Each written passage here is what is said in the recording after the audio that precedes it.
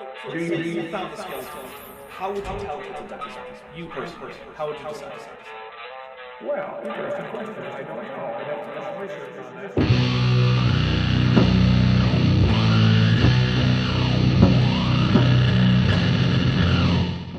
Hey there YouTube, the Dapper Dinosaur here. I'm coming to you today with a rather unusual video. Instead of telling you about cool extinct organisms or debunking some creationists, I'm going to review a couple tabletop games. These are games by Genius Games. Now, full disclosure, I am not being paid for these reviews, but I did receive the games for free. The only condition for receiving them was that I give you my honest review. First up is Ecosystem, a game about building your own balanced ecosystem. So it does what it says on the tin. It is a card game for 2 to 6 players, although I think I have come up with a reasonably enjoyable 1-player variant if you like. It comes with a box made of sturdy, high-density cardboard, 2 decks of cards, 6 player guides, 1 rulebook, and 1 pad of paper scorecards. The only thing you would need to play that doesn't come in the box would be a pen or pencil for the scorecards. Alternately, you could simply make a scorecard on a computer with a spreadsheet. The book was a bit confusingly written about how cards are passed around, but maybe that's just me. At the start of the game, everyone gets a hand of 10 cards. They place one down face up, and this is how they build their ecosystem. Your ecosystem will eventually have 20 cards arranged on a 5x4 card grid. After everyone places a card, the hand is passed to another player, that is, the player on the left, or clockwise. As this goes, your hand will get smaller and smaller. Once all players have placed 10 cards, new hands are dealt with 10 cards each, and then play resumes except that you pass cards to the right. After all 20 cards have been placed, they are scored. For example, Trout scored 2 points for each adjacent stream and dragonfly card. Importantly, Ecosystem only counts cards on the same row or column as adjacent. Diagonal doesn't count. No bishops allowed here. Well, I mean, if you really want to play with a bishop, you can. Just don't let him use his natural inclination for diagonal movement. The gameplay is simple, but the strategy can be surprisingly complex. Because after a few plays of each round, you will have seen all the cards available. You can try to plan ahead because you know roughly which cards are coming to you in the next few rounds. And so your ecosystem can grow according to some kind of plan. On the other hand, you don't know exactly what cards your opponents will play. Now, this kind of planning gets harder the more players there are, and so while I haven't played a 6-player game, I feel like 4 would more likely be the ideal. But that's because I like to strategize. Maybe you'd like the more chaotic mix of 6 players, where planning based on what's in the next player's hand is much harder. As for the downsides of the game, because the cards are small, they can be difficult to shuffle, and with some 130 cards in the box, it is not easy to easily randomize them. The cards also ship so that each type of card is in a group, so before your first game you will need to thoroughly shuffle them. I did this while watching a TV show. It took about 45 minutes of shuffling before I felt the cards were sufficiently shuffled. Until then, I draw hands that would still have 3 to 4 consecutive cards of the same type. This is probably unavoidable given the type of game it is, but do be aware that you can't simply open the box and have a game immediately. Of course, once this is done, a few quick shuffles and cuts of the deck should have you sorted for a new game. Aesthetically, the game is quite nice, featuring an art style that reminds me of European board games of the mid-2000s. It is realistic, but kind of dreamlike, with soft lighting and bright highlights that make you feel like you've stumbled into a pastoral painting, although the black shading and edging keep it from feeling quite that dated. Each card is easily distinguishable from the others, so that you will never mix up a bee and a dragonfly or a deer and a wolf. If you want a game of strategy that puts heavy emphasis on keeping things balanced, and that has a complex but not incomprehensible scoring system, then I would highly recommend Ecosystem. If, on the other hand, you want a frantically paced game that will keep you on your toes and force you to flex your math muscles, then that's what our next game is for. That is Math Rush. Math Rush comes in a small cardstock package that I unfortunately tore when opening. So if you get it, be careful. The cards are very tightly packed, and if you want to keep the packaging, you'll need to take care. The game consists of 2 decks, although they are not really to be kept separate.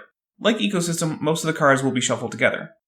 It comes with goal cards, which have instructions and point values written on them, help cards, which can give a player a way to get new cards or can be saved for extra points, and finally, number cards, which are printed with mathematical equations that are unanswered. The player must do his or her own math to know what they come to. There are enough cards for 6 players, although given how the game works, adding additional decks of the game could allow for basically any number of people to play. This is because unlike a game like football, where players directly interact with opposing players, this game is more like golf. You play your own game as best you can and try to beat the scores of the other players. The only real interaction is that everyone draws their goal cards and some cards from the same deck and draws the same help cards. Also helpful is that the game has 27 cards marked with a little white graduation cap on a black background. These cards can be removed from play if the players are younger.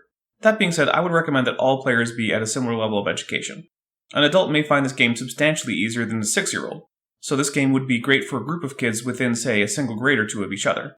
but if you have kids of very different ages, it might not work as well. One place the game could really shine is in a classroom, although you'd need more than one copy of the game for that to work unless you have a very small class.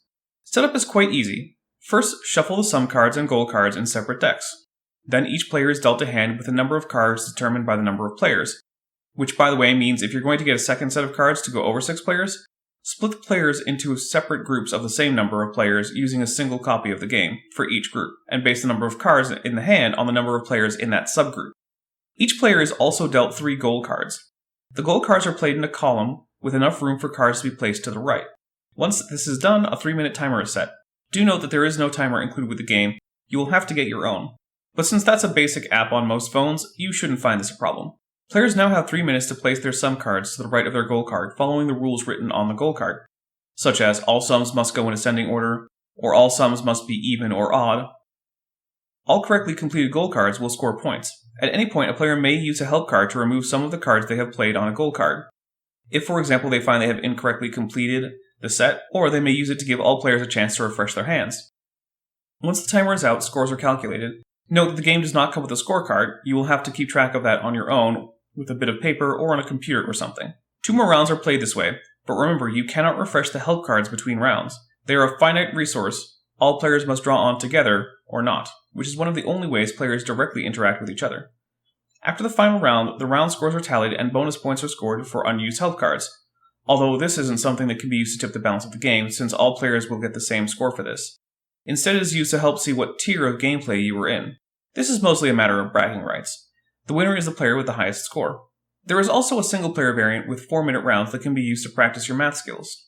Overall, the game is fast-paced and one that you can play in under 15 minutes. It is perhaps used as a teaching aid to add a bit of competition and urgency to math lessons, which for kids can be quite dull and slow. I don't know that it would be a game that I would pull out for a night of hanging out and board games with friends, although I wouldn't rule it out either. The cards are nice quality and easy to shuffle. The art style is bright and flashy with a rounded aesthetic that reminds one a bit of Comic Sans. The game is recommended for players from 8 and older, and if you have some kids from, say, 8 to 15 who like fast-paced games, I think this game may be exactly what you want for them. On the other hand, I feel like it might be a bit challenging to get older teens excited about this, and for a group of adults, it's probably only going to be a very occasionally played game. Do note that the cards are on the larger side, so if you want to keep the decks with rubber bands, you'll need larger bands than would work for a deck of playing cards. And also, since the box they come in is so tightly packed, you'll need to be very careful on how you pack them back into the box if you intend to use that for storage. My advice would be simply to use a different box for the cards and rubber band them. Finally, as a bonus, for single-player ecosystem, here's what I brewed up. Deal 30 cards into a deck, shuffle the deck, and draw 5 cards. Play any card, then put that hand at the bottom of the deck and draw 5 new cards. Do this until you have placed 10 cards. Then shuffle the remaining 20 cards and resume with drawing 5 cards as above. You then score your ecosystem. You can try to beat your high score, or play this way remotely with someone else who has a copy of the game. It's not perfect, but when you're, say, stuck in quarantine, it might help you pass some time and learn about the importance of a balanced ecosystem. In summary, Ecosystem is a thoughtful and surprisingly complex game that rewards balance rather than focusing on a single strategy. Math Rush is a fast-paced game that will force you to do math at a quick pace while remaining accurate. Neither game is probably for everyone, but if you like the kind of gameplay they have to offer, then I have no doubt that you'll have a great time with them. Well, that's all for this time, although I have 2 more games that I will be reviewing for Genius Games later. If you enjoyed this, please don't forget to hit like, and if you haven't subscribed yet, please do, and remember to hit the bell icon so you're always notified when there's more Dapper Dino content. I'm the Dapper Dinosaur. Thanks for watching, but before you go, I'd like to take a second to thank my patrons and channel members, especially those pledging $20 or above: Bent Hovind, Ian Chen, Sphincter of Doom, Chris Love, Henry Hutanen, and Bob Knob. Their support helps make this channel possible, because as you may know, YouTube is a very volatile platform, and they give this channel much-needed additional stability. If you'd like to join the team, a link to my Patreon page can be found in the description, and you can join with the button right below this video on YouTube. Both groups of people get access to my special patron and member-only Discord channel, links to new videos before I release them to the public, as well as a pretty direct line to me. They also often are asked to do things like vote on new video topics. If a monthly subscription isn't something that you'd like to do but you'd still like to help out the channel, I also have a Teespring store that has Dapper Dino merch, including mugs, blankets, pillowcases, shirts, all sorts of things. And if none of those things are for you, then please just remember to like this video, subscribe if you haven't already, and share the video. All of those things really do help the channel grow. Well, I'm the Dapper Dinosaur. So you found the skeleton. How would you tell it's a dinosaur? You personally, how would you decide? Well, interesting question. I don't know. I'd have to do some research on this.